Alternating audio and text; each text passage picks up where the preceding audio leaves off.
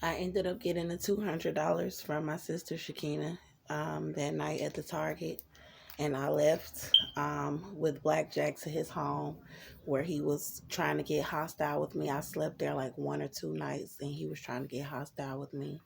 He was beating on stuff like because somebody called him on the phone and said something to him about something, and he said boom boom, started beating on stuff, and I was like, hold on, I just got out of a relationship with an abusive man, had to fight a case where I was in there for 10 months going through all this crap. I'm not going to be around somebody that'll lose their cool about a phone call or a text message. So I asked him to take me to get some clothes and go to the benefits office. And he didn't really want to take me to do that, but I was going to go and do it anyway. And I went and got some clothes. I think I might have to say yeah. Oh.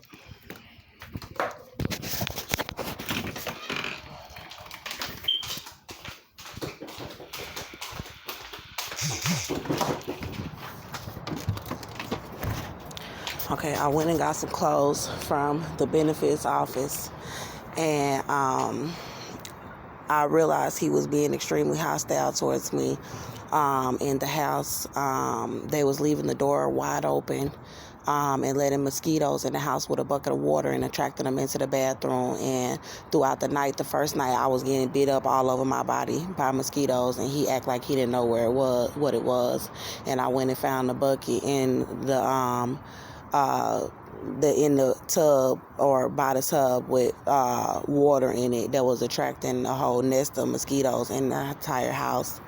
And he was leaving the door wide open all day long. And if y'all know anything about witchcraft, they are just evil, and that's all they do is think about something evil to do to someone. Oh, I'm gonna go back. I'm gonna go back in.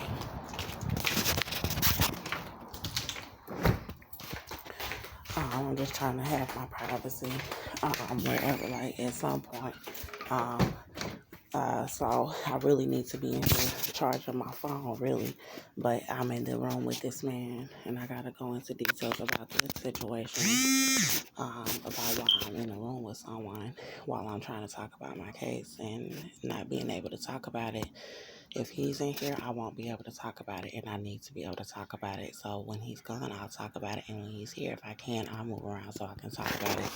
But so I was getting beat up, and he tried to get angry at me in the night, and he was popping pills, and he had the pictures of my belly and his cell phone, and I ended up asking him to drop me off. I stayed up the second night in the bathroom flat ironing my hair because they was trying to make me out to be some crazy woman walking around Conroe, Texas with an afro all over my head trying to rearrest me knowing that I was pregnant. And so I flat ironed my hair. I never liked to put too much heat on my hair once I realized it was breaking the length off and I was in the jail anyway. And so I flat ironed my hair, and I had dressed in the new clothes that I had got with the $200, and because they didn't give me my clothing that I came into the jail with, they tried to give me someone else. They gave me someone else's clothing that was very shaggy and raggy, and then tried to leave me out there with my hair like that, trying to plot on me and arrest me. And y'all see what all they have done to me. And I was right there in the heart of where these races are, and that's Conroe, Texas. And so I asked the man the next morning. I caught him off guard, and I said, "Hey, can you please drop me off over there by the Fiesta and the Salvation Army?" And he was like, "Oh, what you leaving?" I was like, "Yeah, I'm leaving." And I would have walked up out of there with all my stuff. I was already ready to go, and I would have walked up out of there with all of my stuff.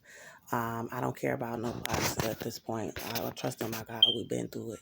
And so I walked up out of there. I asked him to come on, and he got in the car, and on the way to drop me off, I had called my sister and Drew, and I told them before I left. And when I talked to them when I got there, when at his house, and I told them that I was at this man's house, and I told them that I didn't want to be around no another man because I was traumatized, and I just had got out of that jail.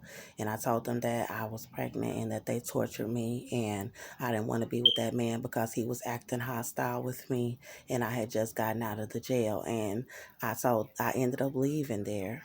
and had him drop me off at the Fiesta. And on the way there, he was beating on the steering wheel and trying to say, why are you leaving? What did I do? And all this stuff. And I was just being quiet because God was telling me he's trying to provoke a fight with you. And just don't say anything. You got the power. The charges are dropped. They don't have no control over you. And so I knew he wanted to harm me. So I just was quiet, and he started beating on the steering wheel again. And he was like, you want me to call those crazy people back at that jail? You want me to tell them you crazy so they come back and get you? Huh? You want me to do that? And the Holy Spirit was like, just don't say nothing. He just being wicked. He just being evil. Don't say nothing. And he knew about the baby, and I think he was trying to set me up in the back of the jail because I had told him that what they were doing to us in the back of the jail. And he was telling me to calm down, and he knew some people he could talk to who knew his cousin that was a DA or something. And then he said that he called my father Andrew and said that Andrew said that, oh, you should have never told them you was pregnant and you would have been up out of there. And then when he dropped me off, and he was trying to get me to like go with him, and I was like no. So I walked by the Salvation Army, and they was closed. And then I went to get some food and sat somewhere. But that's more into that story. I already did some videos on that explaining it, and I'll have to go into more details about that because I've had so many more videos since then. But the part about my sisters was I had a vision right before I was released from the jail, when I was in the back of the jail in the segregated housing unit, when Black Jack was coming to visit me. When I was in population. I had gotten out of population, and I was having contractions. My cervix was changing, and I was in population. They were still trying to poison me with racist white girls in this tank too. And Black Jack was helping me with commissary, and the white girl had got to order my commissary because they was poisoning my commissary, and her commissary that she got from me was not poison, and they found out about that. And Black Jack, I told him everything, and they had me drugged back into the segregated housing unit because my cervix was changing, and they continued to poison me and stuff back there. And I was calling him and stuff, and he stopped putting the commissary. It seemed like he was involved with the setup to have me dragged back there based off the information that I was telling him at the visitation. And it's like he went back and told, and the girls was going back and telling information about my baby and my pregnancy, and then getting me drugged back in there because the baby wasn't dead yet. And they wanted to make sure that I wouldn't be able to go into labor and prove that I was with child. And they just kept messing with me throughout my entire labor and just stopped it and fucked it all up. And then so basically when I had a vision about Black Jack, and when I was in that cell back there, when he wasn't answering calls and stuff, and he wasn't showing up to visitations like he said he was, or putting no money on my books for the commissary like he said he would. And then all of a sudden I had a vision about him, and I saw myself, and he was upstairs in his room, and he was trying to like get with me and make me call him daddy or something like that, but I didn't want to go up there. And then he had a pack of cigarettes or something that he was trying to give me, and I said, no baby, mama don't want the cigarettes. And then I was standing there with my little puff ball on top of my head that I had when I had got out the jail. My hair was real long and natural, and I was skinny. And there was the song. It was a song and something about YouTube, and something about me having a gospel song on YouTube, and people finding out about my pregnancy or something. I don't know. But then I seen a vision about my sisters, and next thing you know, in that same vision, like I went into this living room because I seen two like baby bottle caps or something, and then I went into this living room, and it was dark, so the house we was in was light. And it was like me and Black Jack had a relationship where he was supposed to be on my side, and he has vital information about my case where he could shed a lot of light on the truth about how I came out of the jail.